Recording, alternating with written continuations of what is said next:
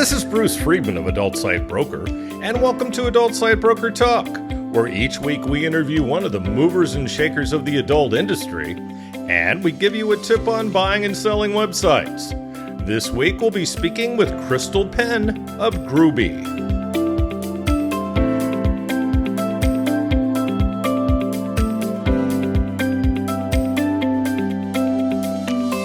Adult Site Broker is proud to announce the launch of our new website, Adult Site Broker 3.0, at adultsitebroker.com.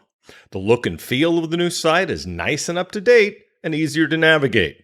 The new site also has links to our affiliate program, ASB Cash, and our new blog. Speaking of ASB Cash, we've doubled our affiliate payouts. That's right. Now when you refer sellers or buyers to us at Adult Site Broker, you're going to receive 20% of our broker commission on any and all sales that result from that referral for life. You can either place a link to us on your site or refer buyers and sellers through an email introduction. ASB Cash is the first affiliate program for an adult website brokerage. Check out asbcash.com for more details and to sign up. Now let's feature our property of the week that's for sale at Adult Site Broker. We're proud to offer for sale a growing sex doll site. Started in 2016, it's grown to over $2 million in annual revenue. The owner has focused and invested heavily into SEO for the site, making sure it consistently ranks at the top in the search engines for the main industry keywords. As a result, most of the traffic and sales are organic, coming from people who have searched for sex dolls on Google. Other strong sales channels are the 25,000 plus person email list and an affiliate program. The owner has developed relationships with the best manufacturers. The products are drop shipped directly from the manufacturer to the customer.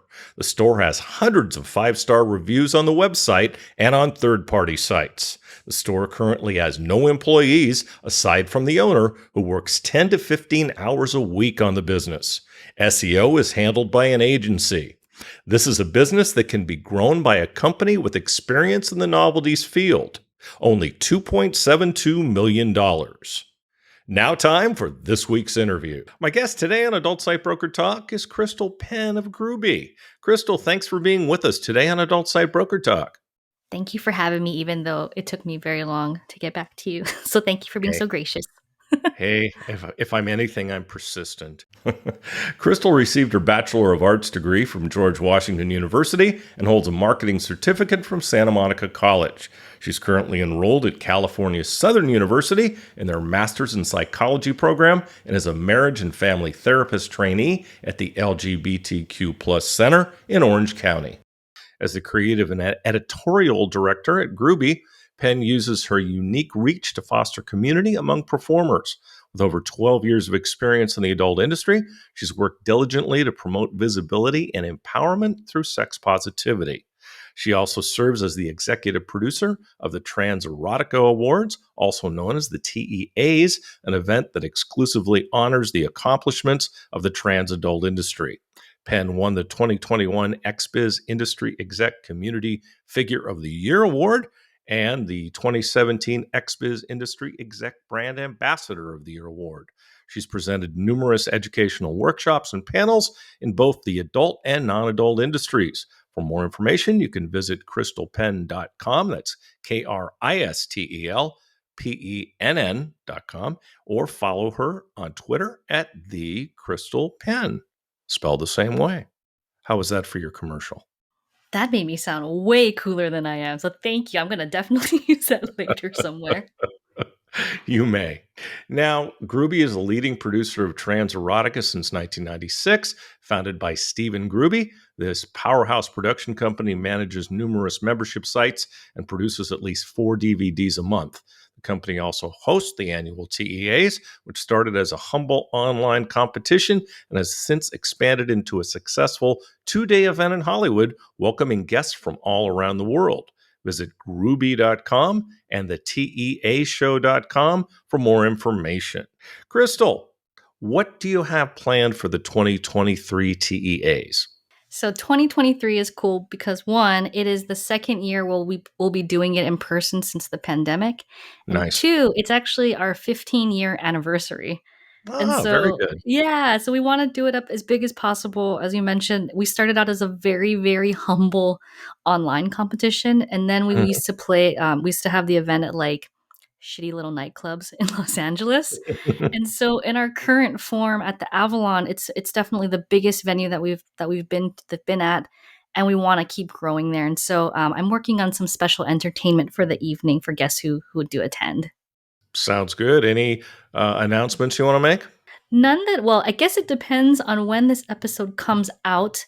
Maybe the safest thing that I can say is that we are going to make the official announcement for pre-nominations on November 1st, and that pre-nomination period is going to run from then till November 13th. Sounds good. Well, this is going to certainly run after November 1st, but you and I are going to get together on when the best time is to run it. Perfect. So for those who don't know about the event, can you tell us more about the event and its history? Yeah, so like I mentioned, it started as an online competition, and mostly it was because we were frustrated, particularly Stephen, with the lack of trans specific categories at the major award shows. And so we thought, Sure. well, fuck it. We will just make our own, and Yeah, I think at the time it was this well intentioned competition, but we didn't really think that far ahead.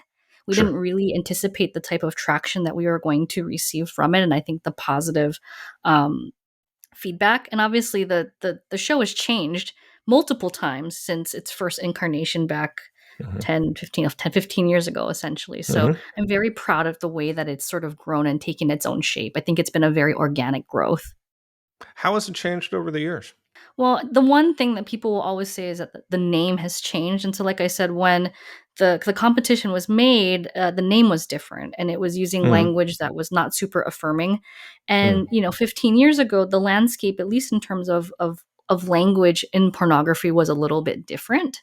Sure. And since then, I mean, that's been the biggest thing that we've changed, and something that we're very proud to have changed. And I think in addition to that, the fact that we've moved to an in-person event, and not just an in-person Mhm. event at like a small club, but to really host it at somewhere as historic as the Avalon, and Right. then to have it be a 2-day event in which because like for trans performers, this is the only event that honors them specifically. Yeah. And, I think other award shows have made great strides to be more inclusive, and I think that's wonderful. They have different and larger platforms than us. But, this is Mhm. the one time of the year where the trans adult industry is right at the forefront in terms of celebrating, which I think is absolutely important. So I think to see the event be in this form where it's Mhm. taken such a great, I think, grand stage, I think is wonderful. Talk a little bit about trans porn and how it's evolved since that show had its first incarnation. I definitely see more performers. I definitely have seen more diversity. And I think part of it is because, the stuff that we talk about in porn, that the issues that come up in porn, it doesn't exist in a vacuum. So there's often a parallel, right, between the things that we're discussing in porn, in our industry, and what's happening kind of like in mainstream society. And a Sure. large part of it has to do with sort of LGBTQ inclusivity, Mhm. and especially like I think awareness about trans identity and like trans community. And so we've seen a shift in the last 15 years where I think, trans porn was a very small niche. And Yeah. something that I remember encountering like in the industry was like there was a lot of stigma, and I think that has started to shift in terms of conversation, whether it's sort of like business to business or Mhm. within performer community. I definitely see much more openness and acceptance. Yeah, I mean, to me, trans porn used to be kind of in this little corner, Right. and there was Steven at shows, and I've always had a ton of respect for the man. And I mean, I remember talking to him when he had pretty much first gotten started and just had a few Mhm. sites. And now to see where it's come today, it's just mind blowing. Yeah, it's come such a long way. Like I definitely remember, and obviously I haven't been in the industry as long as Steven, but even when Hmm. he and I used to do the shows, like kind of in the beginning of my career, I remember how people viewed us. Hmm. I remember our place in the industry. I remember what doors were open for us and what doors were not, and I think he had to really endure kind of being in this corner of the industry that was not Right. super like I think, well respected and well Not accepted prestigious yet. at all. Yeah. No, you know what I mean? And I think Steven has always been kind of the mindset to like do it anyway, Yep. and not be, and I think to his credit, not be super bothered by the lack of, I think, acceptance in that way. And I think that's really It's helped to true. pave the way to make the genre like what it is. No, he doesn't. He's not bothered by much, and quite No, frankly, he's not. I, I love his I love his attitude. It's like it's no nonsense. It's no bullshit. He gets right to the point, Mhm. and he gets things done. And I can't respect that more. I just can't. So I'm a big fan of his. Huge fan of his. What's it like to attend? And maybe one of these days he'll actually come on my podcast. What's it like to to attend the TEAs? How does it compare to other industry events? So I've been told, and this is no disrespect to the other events, but I've been told by Mhm. folks that it's the most fun of the award shows. Yeah. I like to liken it to like we're like the goth table of the industry where everybody is invited, everybody is considered a misfit. Like it is purposely a very inclusive space. Sure. And I mean, I think part of the reason why is because our event is smaller, so we're able to cultivate that type of community, but it to me it feels like an event where you're invited. Like and not just Yep. invited, but like we're excited that you're here and that you're participating, that you're celebrating. And I think because of that, it feels like a very, very joyous occasion. I mean, just give me an idea from start to finish how the TEAs go down. Kind of put us in the room. So we used to do it, we mixed it. So sometimes we used to do it as a pre party, sometimes we did it as an after party. We've played around with the scheduling because we were trying to figure Mhm. out when people were getting the most drunk, when they were getting the most drunk, and figuring out which events they were going to come to depending on how drunk they were. So that's the formula that we've That's been playing classic. with. That's Yeah, classic. because you have to do math, right? Because it's like if people get too slosh on one night, what is the likelihood that they're going to miss the other thing? And so the True. formula that we use now is we do a pre-party on Friday, and then Mhm. Saturday nothing, so people can be hungover. It's fine. And then Sunday we do the awards, and then no after party. And we find that doing it that way allows people to get excited to see people that they like, and then basically sleep all day Saturday, and then I guess part of Sunday. I love it. So that's pretty drunk. So, how long have you been working for Grooby, and how did you get into the adult industry? So very random story. I got into the adult industry about 12 years ago, and Mhm. I I was having an existential crisis in Hawaii where I was like, I'm going to write the great American novel, but also I don't want to do anything. And I was taking nightlife photos in Hawaii for a bit, and our accountant was somebody that I knew socially, and so we had a meeting cuz she knew I was looking for work. And she's like, "Oh, can you use Photoshop?" And I was like, "Yeah, I can do Photoshop." She's like, "Okay, well, it's porn." And I was like, "Okay, whatever." She's like, "Well, it's trans porn." I was like, "Okay, whatever." And so I interviewed with Steven and he hired me. And so originally I got hired to be a photo retoucher. Hmm. And I was terrible at it. And I think that I only got hired because I knew the accountant and I knew someone else that worked for us. And it took me Mhm. on my first day of work 8 hours to Photoshop out toilet paper from a butthole. I was like I was so terrible. Like I don't even know if we used those sets, but they were awful. And then the next day I remember Steven was training me on something and he realized that I could write, that was actually where my forte was. And so he's like, "Oh, fuck, I'm not going to have you do photos. I'm going to have you write." And so I started to do blogging for Grooby and I used to do some webmaster stuff. And I kind of just worked my way up the chain to create the Mm. position that I have now. So, what all does the position you have now entail? What are your job duties? So no butthole photoshopping thing. So I've gladly moved out of that sphere. Um, Indeed. Yeah, and so, we are still a small company, and so we all in some ways wear multiple hats. Mhm. Officially, what my job entails is kind of like in focusing on how our brand is perceived by the public, and then the Mhm. aspect of it in terms of like community outreach. And so, what can we do for our performers? How can we do right by them? And then a large part of my job now is being the executive producer of the teas. Even Mhm. though it started out as a small event, now that it's the size that it's at, it requires we're months of planning. So that's Sure. like where the bulk of my year goes to now. Mhm.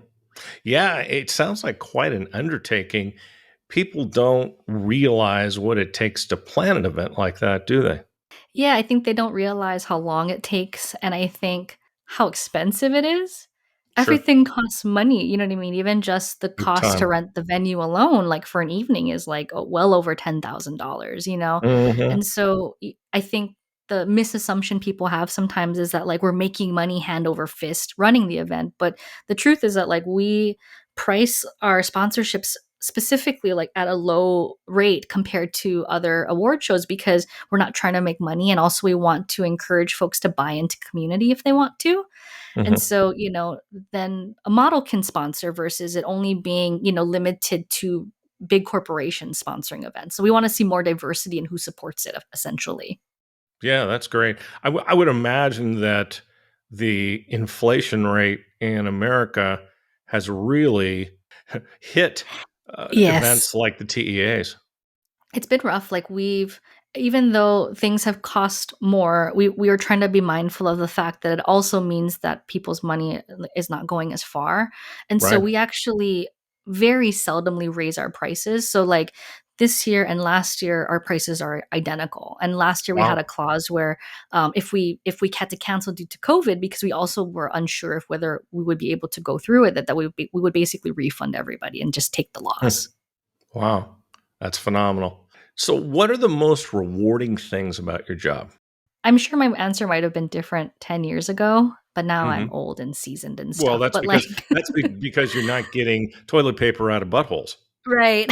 I definitely worked my way up. And, like, I think when I was younger, like, what felt really rewarding was, like, being able to, like, go out and socialize and meet folks. And that part still is very important to me now to a certain extent. But, like, I've worked for Steven for so long, and he knows that, I just want to, I want to do certain things using my privilege and using, like, Mhm. the platform that we have. And so he is in some ways given me free reign to do so. And, Right. and I tell him this, and he will tell you this as well, that, like, my focus is not on making money. And maybe that makes me a bad business person, but I don't think he has hired me for my sole purpose of, like, being a great business person who wants to make money.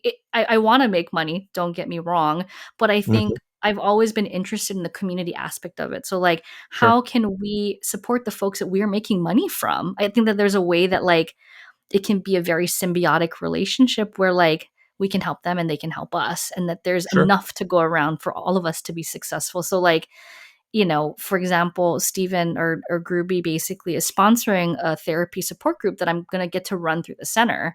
And so Oh, nice. folks, trans sex workers, will be able to join for free because Grooby is sponsoring the cost. So stuff like That's that. Like, cool. I really appreciate the platform Stephen has given me to pursue things that are, like, non-traditional. Right. Right. No, I mean, there's no doubt the commitment that you guys have to the trans porn community. I mean, it's very easy to see.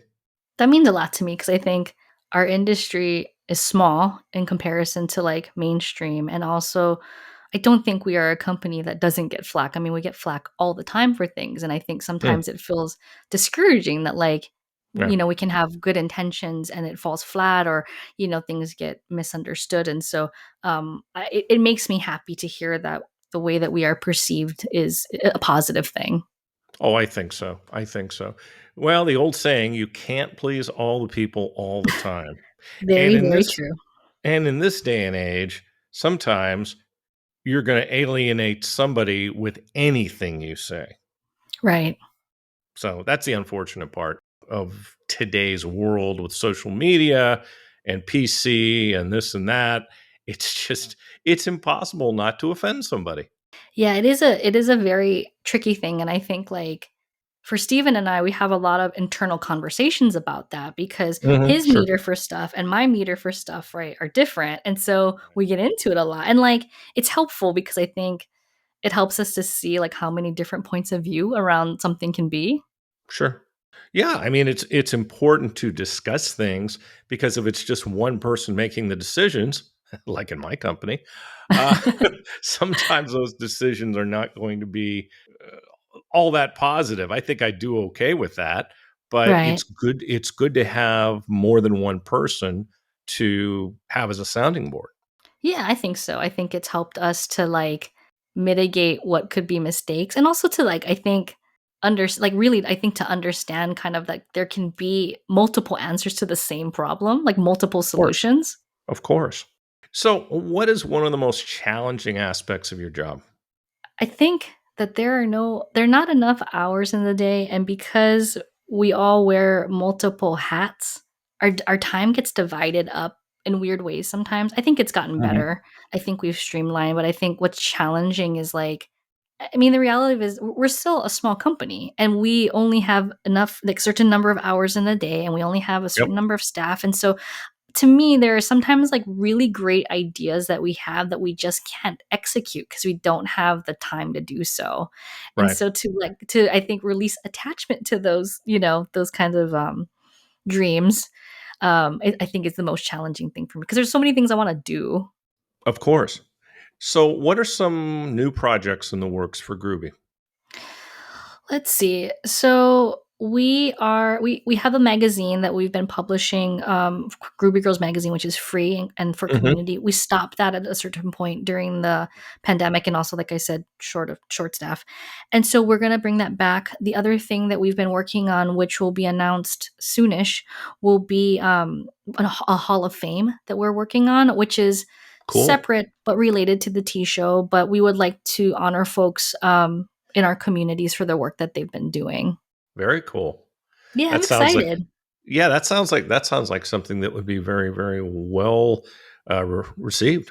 Yeah, we have these other projects that I can't quite name yet, but they do Aw, have come this kind on. of like it's not gonna come out till next year, I think that's why. So, but we have these things where the initiative is kind of focused on how we can honor and celebrate like the performers that work with us. And so Yeah. we've definitely have been putting intentional time and energy to see how we can help elevate those folks. Okay. So, what's something unique you learned as a result of being in the adult industry? Before working in the adult industry, I had this preconceived notion of how I thought I had to do business to be successful in any Mhm. field, Mhm. and some of that, it just is not super congruent to who I am as a person. Right. I'm very passive. I want to do the right thing. Like I'm very chill. I'm not super shrewd as a business person, but I think I had this very young preconceived notion that in order to be successful, I needed to operate in the industry this way. And Hmm. especially because I don't look like the other folks in the business sector of the adult industry. I'm Mhm. Asian, I'm Mhm. very, very short, I look how I look, and so I know that I don't come to the table in the same way as other folks. But what I have learned is that like I haven't deviated from that. I haven't acted in any way that has been untrue to who I am. Like I am nice. I believe in the sharing of resources.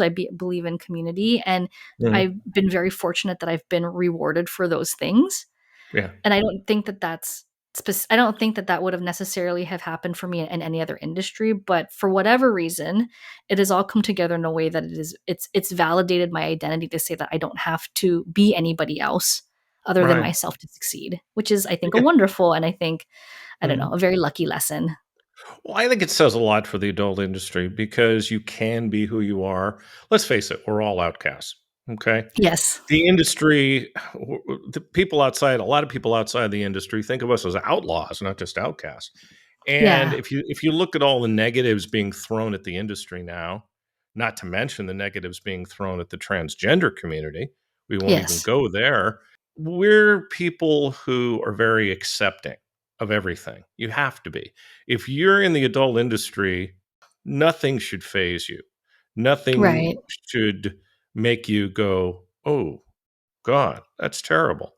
Right. Because everything we do turns somebody on. And that's a Mhm. beautiful thing. Mhm. I think like what's also been interesting when we talk about like social capital, that like for me and my identity, how I have to walk through the real world, like the non-industry world, like Mhm. I've been bullied, I've been ostracized, all of these things, but like Sure. in the adult industry, right? Because like you said, Mm. like we're all misfits to a Yeah. certain extent. We're all sort of like outcasts that like it's honored differently, right? Difference of identity is honored differently than I Yeah. think it is in the real world. Yeah, I would agree. So I hear you're also currently in grad school. We were talking about that before we went on Yes. for psychology. Now, what would you like to do with your soon to be degree? So I would like to create a certification program for therapists who want to work with sex workers. A complaint that I hear, and a big reason actually why I decided to go into therapy as sort of a secondary career, is because so many people, not just like in our specific part of the industry, but in the industry overall, talk about wanting to seek mental health services, but not receiving competent care. Right. And this is obviously a community that deserves to have competent care and deserves to access it. And so Needs it. if I could, yeah, Absolutely and needs needs it. it, absolutely needs it. And so how can I use my privilege and my experience to bridge that gap? Hmm. And so I want to create a certification program. I've been doing these educational workshops for sex workers to teach them how to find a competent, affirming therapist. And Right. I'm starting I think I mentioned earlier, like a trans sex worker support group, which will branch out. And Hmm. there are other support groups that I want to offer. But like, how can I create like safe mental health spaces specifically Hmm. for sex worker community? And so those are the things that I would like to be working on or are working on in the next, I guess, few months. That's awesome. Are you doing anything with pineapple support? I don't. They do some wonderful work. The focus that I have because I work at the LGBTQ center is to Hmm. funnel resources that way when it makes sense for folks who are in California. And like the Hmm. purpose of me doing the workshop is that for folks who end up not using pineapple support, either because they transition out of the industry or do use pineapple support but want extra tools to figure out who's going to be a good fit. Like the idea is that the Hmm. tools I give them can be used for anybody, whether they go through an Right. organization or not. Sure. What do you like to do? This is going to kind of sound like a little bit of a pun, but what do you like Okay. to do in your quote unquote free time?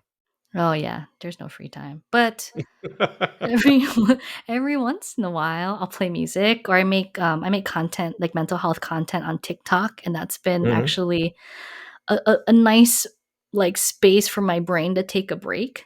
And Hmm. so I'll play little cheesy, Whitney Houston cover songs on TikTok, or I'll talk about sort of mental health, topics. And but yeah, that's few. I will say it's been few and far between. I should probably do it more often now that you mention it. Yeah, okay, What's I your will do that. yeah, what's your instrument of choice?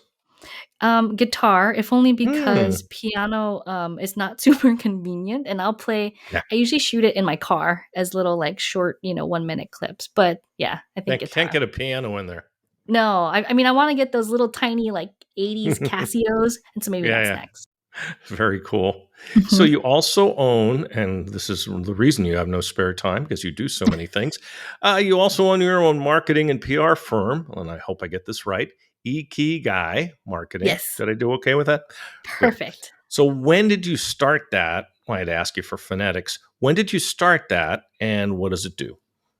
So ikigai in Japanese essentially means reason for being, and it's become a concept that's been fairly popular in the last few years. And it looks like a Venn diagram where it's like what we're good at, what the world needs, etc. And then like the middle overlapping piece is supposed to be our reason for being. And in Mhm. 2000, I think 16, in 2016, when I was at Avian, I remember this distinctly. Aubrey, Kate, and Foxy came up to me and they were like, "You should do PR." And I was like, "Well, I Mhm. do marketing for Grooby, like Mhm. I already do something."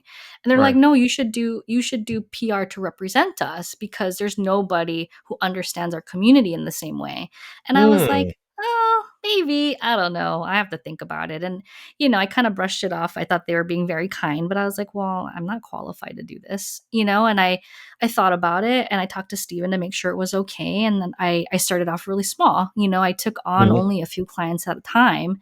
And the Sure. idea behind Ikigai is that like I don't believe that there's one and Groovy has been very helpful in me creating a blueprint for this, but like Sure. there's no one blueprint for success. And also because I was working exclusively at the time with adult performers, that like I didn't want to give them marketing advice that felt incongruent to who they are. I didn't want to give Mhm. them that. I didn't want to be like, hey, it'd be really great if you did an anal and did this and it was like, on their no list.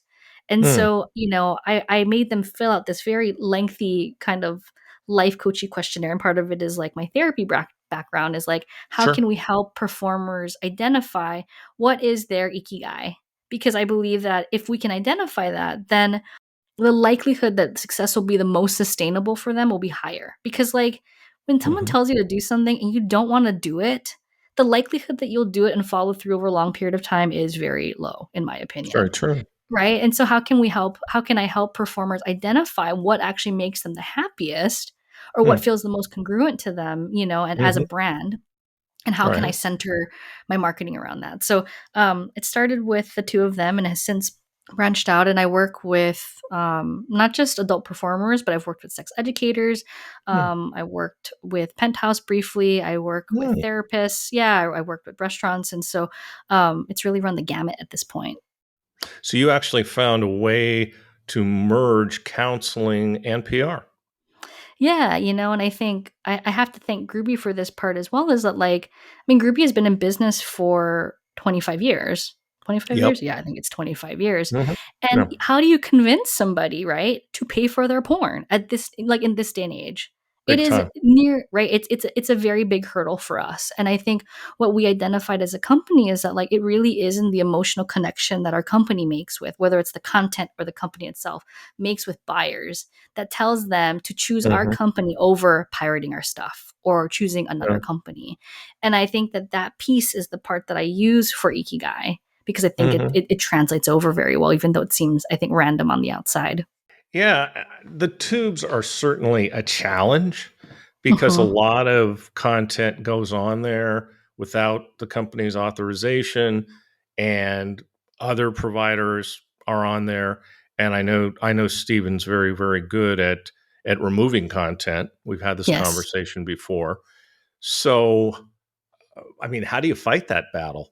I mean, in some ways, it's a losing battle because I think Totally. stuff goes up, right? Like quicker than we can take it down. It's It true. doesn't mean, I mean, it doesn't mean that we don't do our due diligence and still do it, though. You know what I mean? So even Mhm. though we know it's in some ways a losing battle, we work really hard to get stuff removed. We work Right. really hard, I think, to put up content that we consent to putting up. We put up clips so that way we're still getting the Right. traffic and we're still getting the brand awareness, but we're controlling what is put up, what is being put out. And I mean, the other thing, Mhm. which I mean, I don't know if Steve, well, I think Steven would say this, is that we go after people who steal our content. And then, we tell them, if you don't do this or don't do that, if you don't take it down, we're going to proceed legally, which I think, titillates Steven to a certain extent because it's like putting power back in our hands.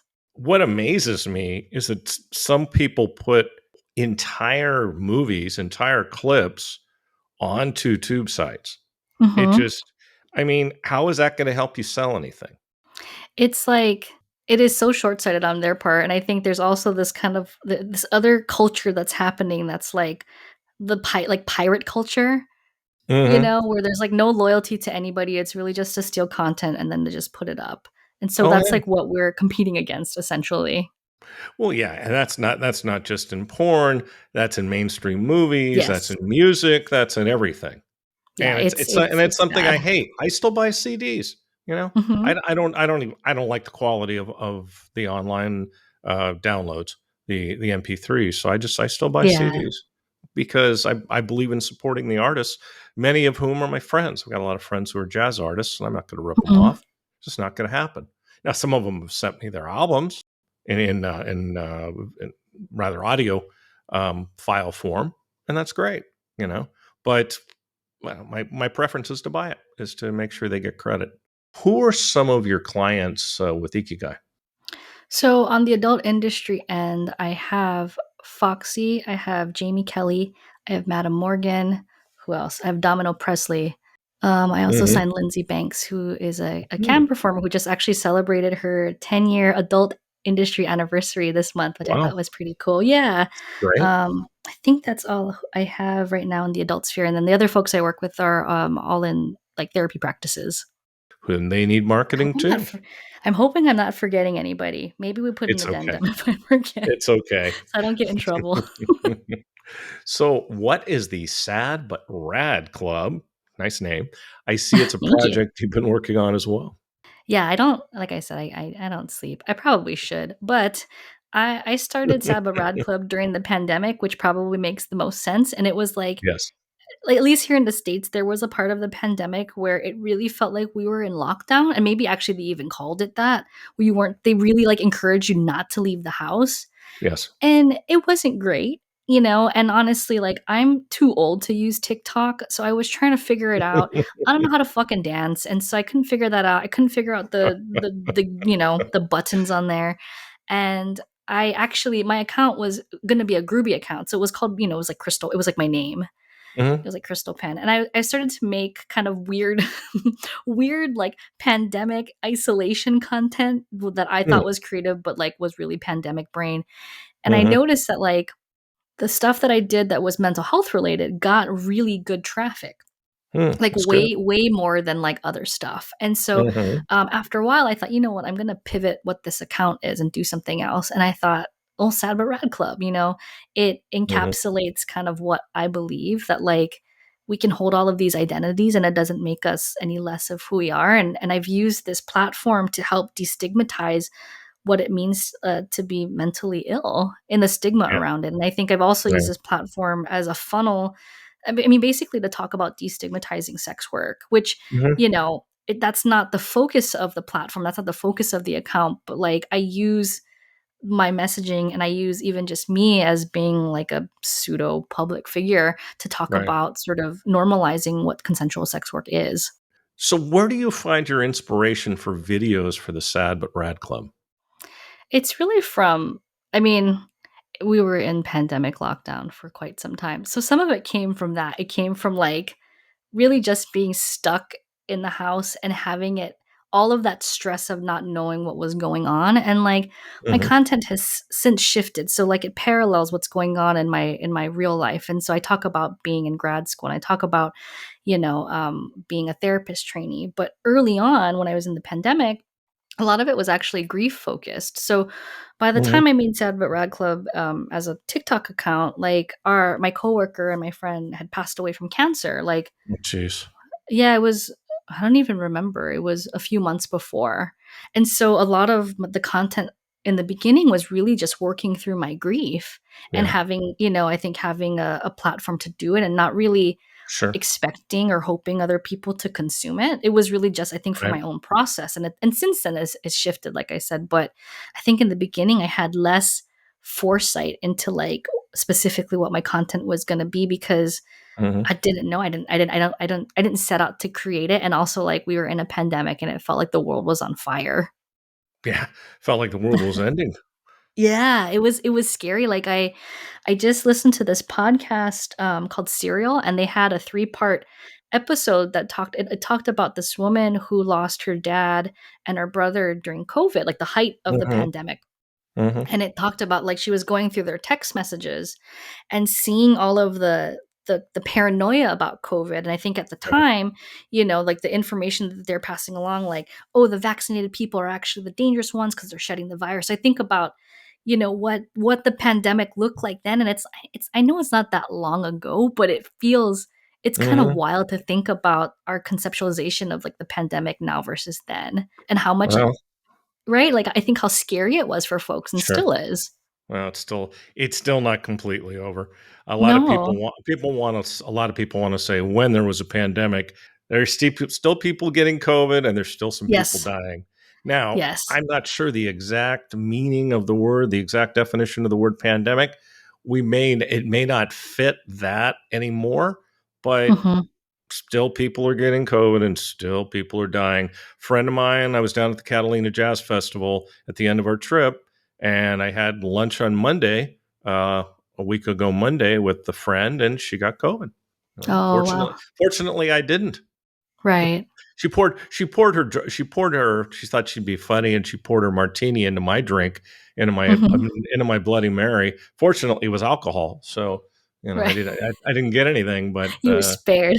yeah, no kidding. If it was anything but a martini, I'm sure I would have gotten COVID. Right. So, if you weren't working in the adult industry, where would you be and what would you be doing? I think angsty 20-something-year-old me, which was me before I started working for Grooby, would say that I would Mhm, be a writer, and I think that's probably true. mhm, I think I would be writing or creating something in some capacity, and maybe mhm, I would be very poor because who knows if I would be good at it or not. So there would be that, and, like, I do think that mental health in some capacity would have also come up at some point. Like, I sure. think me being a therapist was just a very natural fit. So I Mhm, think I think I would have in some ways taken the same path. even if I wasn't in the adult industry. Yeah. I've got all the respect in the world for the mental health industry. It's something that I utilized as a very small child when my mom and dad were breaking up. And I Mm-hmm. was like, I don't know, 6 years old, 8 years old. So look, it's something I've always believed in. It's something that I've always said is very important, shouldn't have a stigma. And I'm a very proud Mm-hmm. bipolar as well. So there you go. So I I've love that. I love that utilized, you like name it like that. Yeah. oh, hey, 30% of the population. We're not the majority. I think it's something to be proud of. So I if love anybody that. wants to know it, that's fine. They can know it. So it doesn't bother me. Well, I love that. Kristel, I'd really like to thank you for being our guest today on Adult Site Broker Talk, and I hope we'll get a chance to do this again real soon. Yeah. Thank you so much for having me. And like I said, for making space for this conversation. It really means a lot to me. It means a lot to me as well. Thank you. My broker tip today is part 4 of how to buy a website. Last week we discussed making an offer and deciding the best price for the site you're buying. Once you've made your offer, the work begins. If you're working with a broker, I don't know, let's say adult site broker for instance, we handle the negotiation for you. Let's say the seller doesn't accept your offer. They may make a counteroffer. If you decide that you're willing to pay more, you can either accept their counteroffer or counter back to them. A good rule of thumb is to always leave room to negotiate. So don't make an offer that's the absolute most you're willing to pay. If you do that, then you have nowhere to go if the owner counters your offer. Once the owner and you have come to a deal, then it's time to do some due diligence beyond what it is you've already done. During the initial process of looking at the site, you should have asked some questions, like in the case of a pay site, how many joins and rebuilds there are per day, and any other pertinent questions you may have. During due diligence, you need to make sure everything is where you need it to be technically to integrate it with what you're already doing. You may even get your developer involved if you're not tech savvy. You and/or your developer should ask those pertinent questions. Once those are answered to your satisfaction, you should either have the seller or yourself draw up a sales agreement. I always tell my clients to do the agreement themselves. Why? Because that way you can dictate the terms. So whether you're the buyer or the seller, you can make the rules. However, just be ready to have the seller's attorney change some of those rules. Nothing's final until everything is signed off on. Another thing we do for our clients is a letter of intent prior to the sales agreement being done. This gives your attorney a roadmap for the agreement. The letter of intent, and more so the agreement, will have all the terms involved, including who pays for everything. Who pays for escrow, for instance? This can be paid by the buyer, the seller, or split between both parties. We'll talk about this subject more next week. And next week we'll be speaking with adult performer Lily Craven. And that's it for this week's Adult Site Broker Talk. I'd once again like to thank my guest, Kristel Penn of Grooby. Talk to you again next week on Adult Site Broker Talk. I'm Bruce Friedman.